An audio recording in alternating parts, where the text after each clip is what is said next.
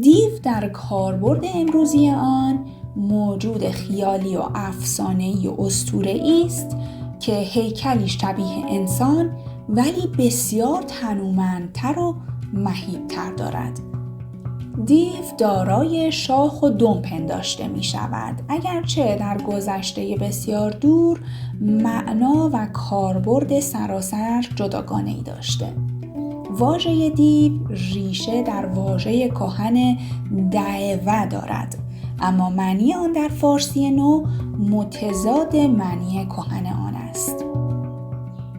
واژه دیو ریشه در واژه کهن دعو در اوستایی و پارسی باستان دارد. دیوها خدایان هندو اروپایی بودند که پس از جدا شدن ایرانیان نزد آنها اهریمن شناخته شدند و از دایره خدایان خارج شدند. شرح دیوان در ادبیات حماسی فارسی و در ادبیات بعدی و ژانرهای دیگر بازتاب دارد.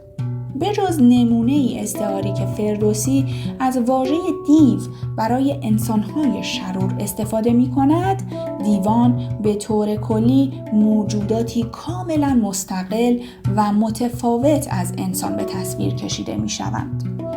حماسه ها از سرزمین هایی که دیوانی چون ارژنگ دیو و دیو سپید در آن سکونت دارند حکایت دارد که مهمترین آنها در شاهنامه مازندران نامیده می شود که البته نباید با استان کنونی در ایران اشتباه گرفته بشه. پیدایش دیوان در فرهنگ مزدیسنا. در اسطوره آفرینش مزدیسنا آمده پس از آن که اهورامزدا دست به آفرینش جهان مینوی و مادی زد و امشاسپندان و ایزدان و فرهورها پدید آمدند، اهریمن هم بیکار ننشست و دست به آفرینش جهان بدی زد و در برابر امشاسپندان کماریکان و در برابر ایزدان دیوان را پدید آورد. به این ترتیب در برابر هر ایزدی دیوی به کار گمارده شد. تعداد و شمار دیوان را مانند ایزدان بسیار می نویسند.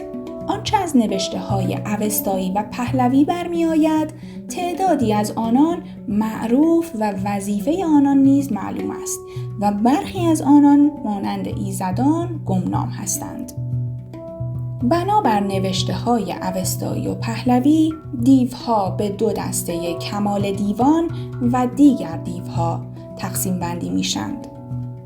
دیوهای کماله، سردیوان یا کمال دیوان یا کمالگان در مزدیسنا در رده نخست موجودات بد مینوی قرار دارند. آنها 6 و در برخی موارد 7 سردیو اصلی و از نخستین آفریدگان اهریمن هستند که در برابر امشاسپندان آفریده های اورمزد قرار دارند. اینان به ترتیب آفرینششان اکومن، اندردیو، ساوول، ترومددیو، تریزدیو و زریزدیو نام دارند. گاه خود اهریمن و گاه دیو خشم را بر 6 دیو مذکور می‌افزایند که در کل 7 سردیو می‌شوند. واژه کماله در پهلوی و اوستایی به معنای چه سری یا چه سر نفرت انگیزی می باشد. در ادامه به بررسی همه دیوها می پردازیم. کمال دیوان. اکومن یا اکمنه بر پایه مزدیسنا نخستین دیو از دیوهای کماله است. او دشمن بهمن امشاسپند می باشد. او برگزیده دیوان است و مردمان بد بدو می پیوندند. بر پایه وندیداد آفرینش اهریمنی از او پدید می آید. برخی پژوهشگران اکومن یا اکمنه را همان اکوان دیو می دانند. اکومن در زبان پهلوی و اوستایی به معنای اندیشه بد است. اندردیو. اندر بر پایه مزدیسنا دومین دیو از دیوهای کماله می باشد که اهریمن آفرید. او دشمن اردیبهشت امشاسپند می باشد. در وداایندرا نام خدای نیرومند است، ولی در اوستا جایگاه او به دیوی تقلیل می یابد. لقب ایندرا بهرام است. در ادبیات زرتشتی به صورت ایزدی نشان داده می شود. ساوول. بر پایه مزدیسنا نام سومین دیو از دیوهای کماله و آفریننده اهریمن ساوول است. او دشمن شهریور امشاسپند است. وی هر جا که پا می‌گذارد آشوب به پا می‌کند و دیو گسترش پادشاهی بد، ستم و بیداد است. ساوول در زبان پهلوی و در اوستا احتمالاً به معنی تیرافکن است. ناگهیس از دیوهای کماله و از آفریدگان اهریمن می باشد. دیوی که نماد وسوسه و کژاندیشی و گسترش دهنده بیدینی است، دیو نافرمانی، ناخشنودی و بهتان است. وقتی بدی به مردم می رسد، آنان را وامی دارد تا ناسپاسی یزدان کنند و نصیحت نپذیرند. او چهارمین دیو از دیوهای کماله و دشمن سپندارمز است. ترومد را برابر با ناگهیس و صفت ناگهیس نیز می دانند. ترومد در پهلوی و در اوستا به معنای خاردارنده اندیشه به کار می رود. تریز دیو. تریز بر پایه مزدیسنا نام یک دیو از دیوهای کماله آفریننده اهریمن می باشد. نام تریز همراه با زریر در ادبیات زرتشتی پیوسته با هم می آید. تریز دشمن خرداد و زریز دشمن امرداد می باشند. تریز در پهلوی و در اوستا به معنای تار و مار کننده آمده. زریز نیز در پهلوی و در اوستایی به معنای زرد رنگ یا زرین معنا می دهد. زریز دیو. بر پایه مزدیسنا زریز نام یکی از دیوها از دیوهای کماله آفریده اهریمن می باشند. زریز دشمن امرداد می باشد.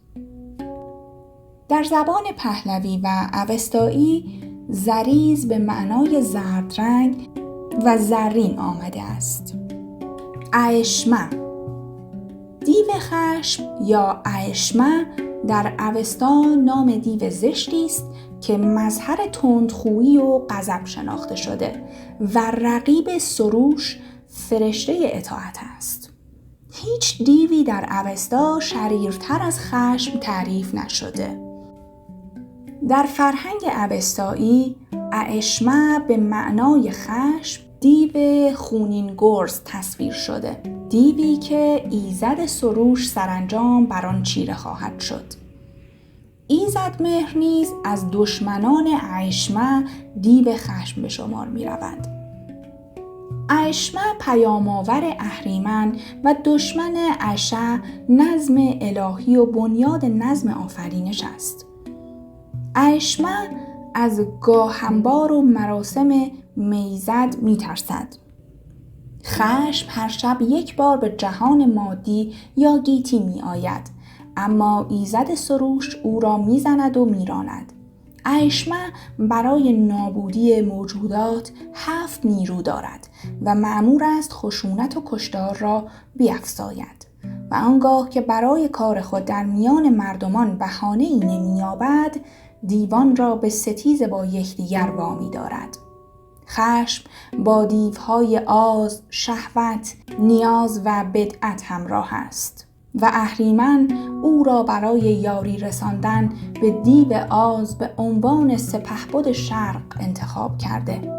در نهایت نیز دیو آز او را می‌بلعد. در اوستا دیو خشم دارای صفت خونین گرز است. این دیو از ایران وارد دین و فرهنگ یهود نیز شده و در متون یهودی به نام اشمدای و در یونانی به نام اسمودایوس و در لاتین به نام اسموداوس شناخته می شود. دیگر دیوها: دیواز. آز بر پایه اسطوره‌های مزدیسنا دیوی است که هر چیز را می‌بلعد و سیر نمی‌شود. او دشمن ایزد آذر است. بر پایه اوستا به کار بردن شیر و چربی در آیین قربانی او را از پای در می‌آورد. واژه آز در پارسی میانه و در اوستا آمده و به معنای حرص است. پنی دیو. بر پایه اسطوره‌های مزدیسنا پنی دیو خست و تنگ نظری و دشمن ایزد گشاده دستی و رادمردی است. بندهش پنی را چنین می‌خواند: پنی آن دیو است که انبار کند و نخورد و به کس ندهد. این واژه در پارسی میانه به معنای خست است. زرمان دیو. در اساطیر مزدیسنا نام دیو پیری است. او با خود پیری می آورد و کسان را بددم می کند. از این دیو در اوستا یک بار در وندیداد هم یاد شده. زرمان در پهلوی و اوستایی به معنای پیر یا پیراندیشه می باشد. چشمک دیو. چشمک که در جمع چشمگان دیوان نام دارد، بر پایه اسطوره‌های مزدیسنا دیوی است که زمین لرزه و گردباد پدید می آورد و به ستیز با ابر و باد سودمند می پردازد. در بندهش چشمک دیوی معرفی شده که با برهم زدن یک چشم زمین لرزه و با برهم زدن چشم دیگر گردباد ایجاد می کند و به دشمن ابر تبدیل می شود. نام این دیو در اسطوره زایش زرتشت نیز آمده. ورن دیو. بر پایه اسطوره‌های مزدیسنا ورن دیو شهوت است. در بندهش این دیو دیوی است که همجنسگرایی کند و مردم را گمراه سازد. این واژه در پارسی میانه و در اوستایی به معنای هوس و شهوت است. بوشاسپ دیو. بوشاسپ دیو مؤنثی در اسطوره شناسی مزدیسنا ملقب به درازدست است که هنگامی که خروس در سپیده دم می‌خواند می‌کوشد تا جهان را در خواب نگاه دارد و پرهیزگار را به کار بد برانگیزد. بوشاسپ در اسطوره شناسی زرتشتی عامل تنبلی و بیکاری پنداشته می شود. او عامل به تعویق انداختن است، زیرا می کوشد که نیکان را از انجام وظایف سازنده باز دارد. او دنیا را به خواب می برد و مؤمنان را در ساعت نیایش خواب نگاه می دارد. اگرچه به تعداد گناهانی که انسان مرتکب می شود دیو وجود دارد و بوشاسپ از معدود دیوهایی است که به طور خاص در متون ذکر شده، اما او در زمره شیاطینی نیست که با جزئیات کامل توصیف شدند. این واژه در پارسی میانه و در اوستایی آمده و معنای آنچه پیش آمدنی است می دهد. بوشاسپ افزون بر لقب درازدست با صفت لاغر مردنی هم نام برده شده. در سپیده دمان پیش از اینکه شیاطین مجبور به بازگشت به تاریکی شوند، بوشاسپ از شمال زمزمه می کند: بخوابید ای مردمان، بخوابید ای گناهکاران، بخوابید و در گناه بمانید. بوشاسپ از جمله شیاطینی است که با دیدن گرز میترا می‌گریزد. هیچ دیو. هیچ بر پایه اسطوره‌های مزدیسنا دیو تنگ دستی است. این واژه در پارسی میانه و اوستایی آمده و معنای تنگسالی و خشکسالی می‌دهد. دروج نسو، نس یا نسای یا نسو یا نسوش یا دروخش نسوش یا دروج نسو بر پایه مزد یسنا نام دیوی است که بر تن مرده میتازد و آن را ناپاک میکند. این دیو هنگامی که در تن کسی حلول میکرد آن فرد میمرد. دروخش نسوش ناپاکترین و خطرناکترین دیوها بود. به همین جهت به همان اندازه‌ای که این دیو ناپاک و نجس و خطرناک بود، آن لاشه و مرده نیز نجس و خطرناک محسوب میشد و هر کس از 3 قدمی به مرده‌ای نزدیک میشد ناپاک شده و لازم بود مراسم دیوزدایی و برشنو که غسل مس میت بود دربارش انجام شود تا پاک گردد. بر پایه باورهای بهدینان این دیو را با بردن نام یکی از امشاسپندان به ویژه خرداد بر سر مرده و پاره‌ای آیین‌های دیگر میتوان دور کرد. این واژه در پهلوی نس و نسوش آمده و از ریشه واژه پهلوی نسه و واژه اوستایی نسو به معنای تن مرده است. فریفتار دیو، فریفتار دیوی است که مردمان را فریب می‌دهد. اسپزگ دیو، اسپزگ یا سپزگ بر پایه اسطوره‌های مزد یسنا دیوی است که بین مردم را به هم می‌زند. این واژه در پارسی میانه و در اوستایی آمده و به معنای سخنچین است. آناست دیو، آناست دیو تباهی است. در بندهش آمده که آناست دیو آن است که زور میگوید. این واژه در پارسی میانه به معنای ویران و تباه است.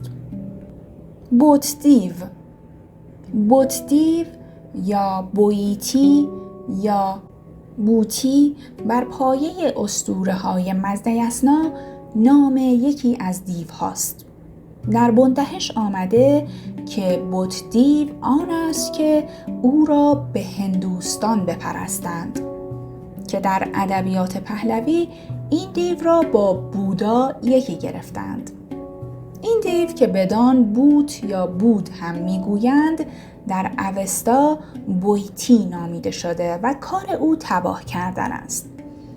بوت از دشمنان زرتشت است و اینکه در بندهش به نیایش بوت در هندوستان اشاره شده.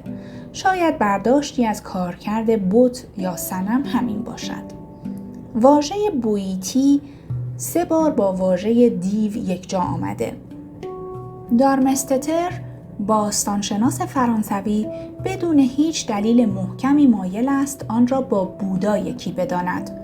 از معنی فقرات وندیداد برمی آید که بویتی دیوی است که مردم را به بت پرستی وادار می کند.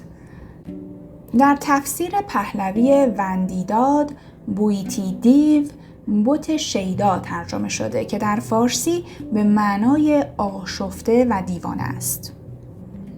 این واژه همچنین در پارسی میانه و در اوستایی آمده اما معنای روشنی ندارد.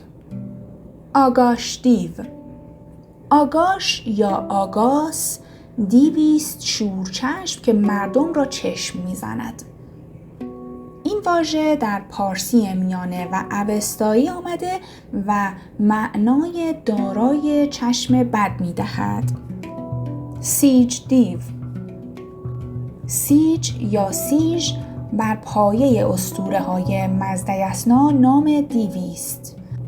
در بندهش درباره او آمده سیج آن دروج است که نابودی آورد. سیج در فارسی معنای خطر و نابودی، زوال و مایه هلاکت می‌دهد. این نام در پارسی میانه سج آمده و معنای خطر و گرفتاری می‌دهد. اپوش دیو.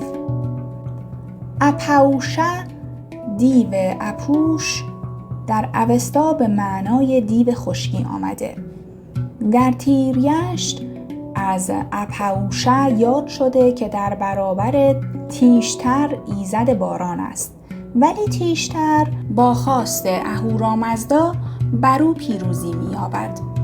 این مبارزه در ادبیات مزدیسنا از اهمیت ویژه‌ای برخوردار است، به ویژه کشوری مانند ایران که مشکل کم‌آبی داشته. تیشتر ستاره باران نیز خوانده شده و اپوش که لفظاً هم به معنی خشک کننده است، رقیب تیشتر فرشته باران است. اپوش دیو خشکسالی و دشمن تیشتر است و کارش جلوگیری از به آسمان رفتن آبهای بارانساز می باشد. او 2 بار برنده می شود و بار آخر تیشتر پیروز می شود. اپوش به شکل اسبی سیاه، زشت و بدون مو تصویر شده. اپوش همچنین نام پارسی ستاره قلب العقرب است. این واژه در پارسی میانه و اوستایی آمده و به معنای از بین برنده و پوشاننده آبه. اگر به یاد داشته باشین یکی از شخصیت‌های اصلی سریال آبپریا هم اپوش دیو خشکسالیه که آبپریا رو اسیر میکنه. اسپنجروش. اسپنجقر یا اسپنجروش یا اسپنخروش بر پایه اسطوره‌های مزدیسنا دیوی است که در ابرها خانه دارد و دشمن آتش وازشت، یکی از 5 قسم آتشی که در اوستا آمده است، می باشد و می کوشد جلوی بارش ابرها را بگیرد. او در کنار اپوش دیو دشمن ایزدان بارانساز است. کندگ.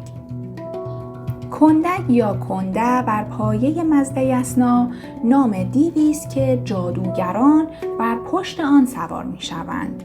این نام در پهلوی و اوستایی آمده. کنده یک دیو از اساطیر ایران در عصر باستان است. کنده دیو مست و سستی است و جنسیت او نر است. ماده آن دیوزنی است که به آن کندیره میگویند. کنده و کندیره هر دو از دشمنان سروش هستند. نوبنو دیو. در بندهش آمده که نوبنو دیو آن است که نوبنو از گناهی که آفریدگان کنند بر ایشان جهد. اکتش دیو. در بندهش درباره او آمده اکتش دیو دروج انکار است که آفریدگان را از چیز نیکو منکر می کند. نام او 2 بار در وندیداد هم آمده. این دیو که به آن دیو دروج یا اگتش هم میگویند، ترسناکترین دیوی است که انسان را گرفتار قهر خویش میسازد و تباه کننده زندگی و جهان است و فقط در پرتو فروهر نیکان است که این دروج شکست می‌یابد. در روایت ها آمده که خواندن کلام مقدس بیش از هر چیز دروغ را میراند. این واژه در پارسی میانه و در اوستایی هم آمده و معنای آفریننده بدی را میدهد. اودگ دیو. بر پایه اسطوره‌های مزدیسنا اودگ نام دیوی است. در بندهش درباره او آمده که اودگ دیو آن است که مردم چون بر مستراح نشینند یا چون خورش خورند به مینویی بدیشان فغان زند که هرزه گوی و فریاد زن، که هرزه گویان خورید و هرزه گویان رینی. و هرزه گویان میزید تا که بدان بهشت نرسید. همچنین اودگ ماده دیوی است که کماریگان را هستی داد و همو بود که جمع را به لذت جویی واداشت و مردم را به ژاژخایی و سخن گفتن در جایی که نباید سخن گفت وامی دارد. ویزرش دیو. ویزرش یا ویزرش دیو نام دیوی است که تا 3 روز پس از مرگ بر روان مرده میتازد و سرانجام روان مردمان گناهکار را با زنجیر تا پل چین‌بد میکشاند. نام او تنها 1 بار در وندیداد آمده. نام این دیو را وزرش هم خواندند و او را یار استوهات دیو مرگ در اساطیر ایران دانستند. این واژه در پارسی میانه و در اوستایی به معنای کسی است که کس یا چیزی را به این سو و آن سو می‌کشاند. استویدات. استویدات یا استوبهات یا استوویزوتو دیو مرگ است که با دیو وایو یا وایبد می آید. در پرگرد 5 وندیداد صراحتاً از دیو مرگ یاد شده که در سر پل چین‌بد می کوشد روان را به دوزخ بکشاند. ترومعتی. ترومعیتی یا ترومعتی همستار یا رقیب و دشمن بزرگ سپندار مزایزد موکل زمین که همواره زمین را خرم و آباد و پاک و بارور نگاه می دارد است. او دیو غرور و نخوت است. این واژه در گاتها ترمعیتی و در سایر قسمت‌های اوستا ترومعتی آمده که اولی به معنای غرور و نخوت و تکبر و خودپرستی و دومی به معنای دیو غول نخوت و غرور است که آن را در پهلوی ترمنش نیز میگویند. این دیو را به ویژه رقیب سپندارمز که ایزد تواضع و بردباری است برمی‌شمارند. گوچهر. به عقیده مزدیسنا گوچهر یا گوزهر ستاره است دنباله‌دار که هنگام به دنیا آمدن سوشیانت بر زمین افتد و آن را مشتعل سازد، به طوری که همه کانهای فلزات گداخته می شود و چون سیل سوزان جاری می گردد. آدمیان که به رستاخیز زنده شده اند باید از این سیل گذر کنند و آن بر نیکان چون شیر گرم و ملایم خواهد شد. مردمان پس از آن آزمایش پاک می شوند و به بهشت می روند. اسروشتی. اسروشتی واژه‌ای است که در مقابل سروش آمده. اسروشتی به معنای نافرمانبرداری، ناشنوایی یا خودسری است.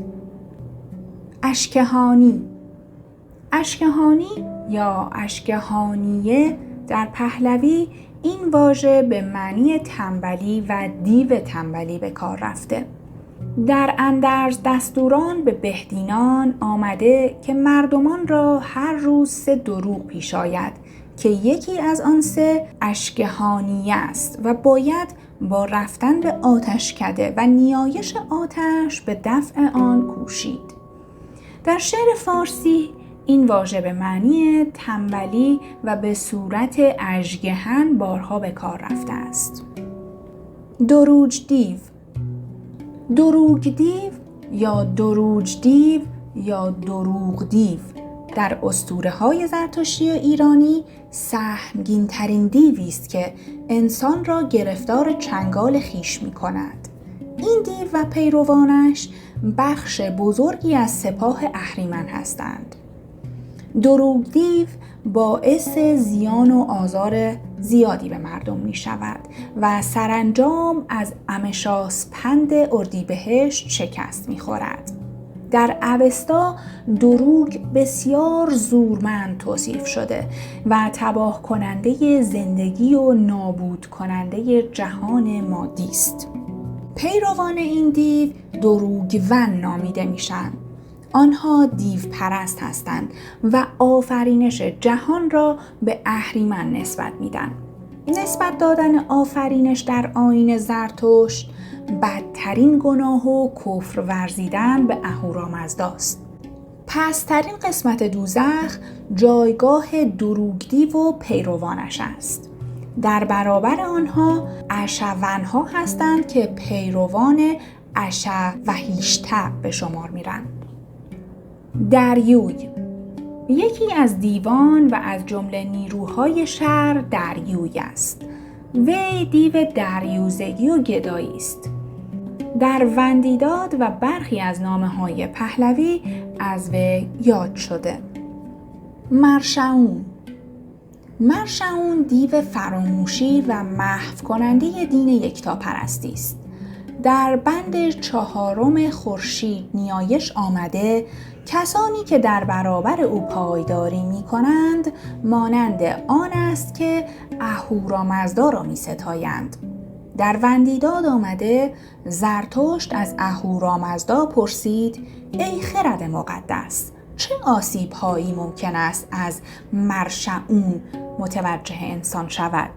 اهورامزدا در پاسخ گفت: ای سپنمان زرتشت، ممکن است او به وسیله آیین بد خویش کسی را گمراه نموده بر آن وادارد که در مدت 3 سال پی در پی از کسب علم دینی بازماند که کسی گاتها نسراید و مراسم دینی به جا نیاورد.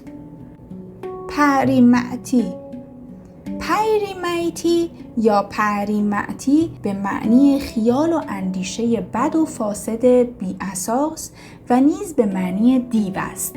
جزء اول آن پیری به معنی پریست. در اردیبهشت یشت بند 5 آمده که سرودن نماز ایریامن که بزرگترین کلام ایزدی است تمام خرد خبیث و همه جادوان و پریها را براندازد. در یشت 3 چندین بار با دیوی دیگر به نام ترومعتی نامش آمده. خب به انتهای ویدئوی دیوها رسیدیم. در پایان لازم میدونم این ویدئو رو با تحقیقی ایرانی درباره دیو به پایان برسونم. پرویز براتی در کتاب دیونامه درباره حیات دیوان در ایران می نویسه: هیولاهای خیالی و شبحگون از جمله دیو که در الهیات پیشا اسلامی نمایندگانی تهدیدآمیز بودند، در دوره اسلامی در هیبتی تازه ظاهر و به پای ثابت روایت‌های ادبی دوره اسلامی و فرهنگ عامه مردم ایران تبدیل شدند. میتوان گفت ادب دوره اسلامی و فرهنگ عامه مردم ایران دیو و پری و اژدها را صاحب پرسونای تازه‌ای کرد. تفاوت چهره این موجودات وهمی قبل و پس از اسلام در تفسیری که از این موجودات وهمی می‌کنند نهفته شده. این تفسیر پیش از اسلام جنبه‌های ایدئولوژیک و سیاسی داشت، اما پس از اسلام تمایل به زیبایی شناسانه کردن آن بر وجه ایدئولوژیک و سیاسی آنها برتری یافت. امیدوارم از تماشای این ویدیو لذت برده باشید. لطفاً کانال منو سابسکرایب کنید و اگر از این ویدیو خوشتون اومد اون رو لایک کنید و با دیگران به اشتراک بگذارید. خوشحال میشم نظرتون رو درباره این محتوا بدونم.